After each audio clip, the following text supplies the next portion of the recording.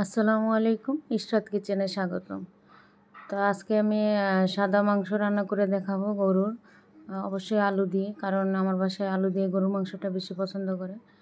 তো চলুন রান্নাটা শুরু করে দিই। তো আমি গরুর মাংস প্রথমে পরিষ্কার করে নিয়েছি, দিয়ে পানি দিয়ে এখানে আমি গরম মশলাগুলো দিয়ে দিলাম, যেগুলো এলাচ, লং, দারচিনি, তেজপাতা, গোলমরিচ সব কিছু দিয়ে তেলের মধ্যে হালকা একটু ভেজে নিয়ে যখন ফ্লেভারটা ছড়াবে তখন আমি কতগুলো পেঁয়াজ কুচি দিয়ে একটু হালকা ভেজে নিয়ে তারপরে এখানে আমি দিয়ে দিলাম আদা, রসুন আর জিরা বাটা পরিমাপ মতো দিয়ে মশলার সাথে কাঁচা গন্ধটা যাওয়া পর্যন্ত তেলের মধ্যে মশলাগুলো ভালো করে এখানে ভেজে নেব। তো সাদা গরুর মাংস রান্নার ধীরে ধীরে চুলা ধীরে ধীরে দিয়ে সুন্দর করে রান্না করতে হয়। এখানে আমি মাংসগুলো দিয়ে দিচ্ছি, এখানে তেল চর্বি সহই আর কি আছে, হাড় খুবই কম ছিল আমার এই মাংসটাকে। তো আমি এখানে দিয়ে দিলাম হলো গরম মশলা গুঁড়ো আর হচ্ছে কাঁচামরিচ বাটা পেস্ট করা কতগুলো, আর দিয়ে দিলাম সাদা গোলমরিচ গুঁড়ো। তো এখানে কোনো শুকনো মরিচ গুঁড়ো ইউজ করা হবে না, এই যে কাঁচামরিচ বাটা এবং গোলমরিচের গুঁড়ো দিয়ে এখানে ঝালের স্বাদটা নিয়ে আসবে গরুর মাংসে, এবং টেস্টটাও কিন্তু অন্যরকম হয়। তো পুরো মশলার সাথে মাংসটা ভালো করে মাখিয়ে নিয়ে আমি এখানে বসিয়ে মানে ঢাকনা দিয়ে দিয়েছিলাম। তারপর বলক আসার পরে আমি ঢাকনা উঠিয়ে এখানে দিয়ে দিলাম হাফ কাপের মতো টক দই, দিয়ে এখানে আমি নাড়াচাড়া করে নিচ্ছি। তো নাড়াচাড়া করার পর আবার ঢাকনা দিয়ে দিয়েছিলাম। এইভাবে বারবার উঠিয়ে মাঝে মধ্যে নাড়াচাড়া করে দিতে হবে। মাংসটা মিডিয়াম হিটে রান্না করতে হবে গরুর মাংসটা।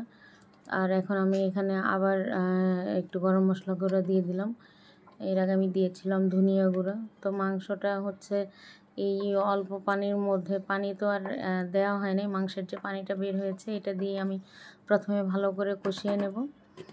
যদি প্রয়োজন পড়ে তো পরে আমি একটু পানি অ্যাড করতে পারি, কিন্তু এখানে কিন্তু খুব সুন্দর করে মাংসটা আমার মানে এত সলিড ছিল, সুন্দর মতো পানি ছাড়াই আধা সিদ্ধ যখন হয়ে গিয়েছে সেই পর্যায়ে আমি দিয়ে দিলাম আলু এখানে, কারণ আমার বাসায় আলু দিয়ে গরুর মাংসটাই, ভুনাই হোক আর যেটাই হোক, আমার বাসায় আলু দিয়ে মাংসটা আর কি বাচ্চারা বেশি পছন্দ করে।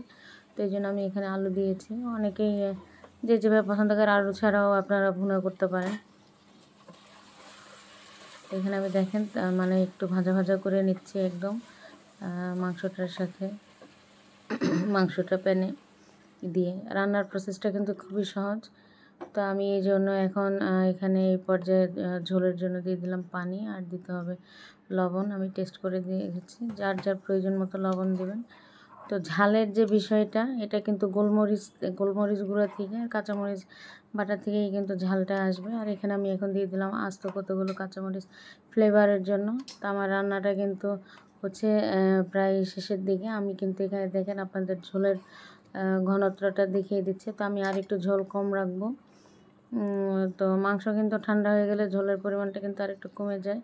তা আমি এখন এই পর্যায়ে দিয়ে দিলাম হলো বেরেস্তা, পেঁয়াজের বেরেস্তাটা অবশ্যই মাংস রান্না শেষে দেওয়ার চেষ্টা করবেন, তাহলে ভালো একটা ফ্লেভার আসে এবং খাবারের টেস্টও বাড়িয়ে দেয়। এই যে দেখেন আমার মাংসের কিন্তু রান্না করা শেষ। তো এখানে দেখেন মাংসের ফাইনাল লুকটা মাশাআল্লাহ অনেক সুন্দর হয়েছে, সাদা গরুর মাংসের ভুনা।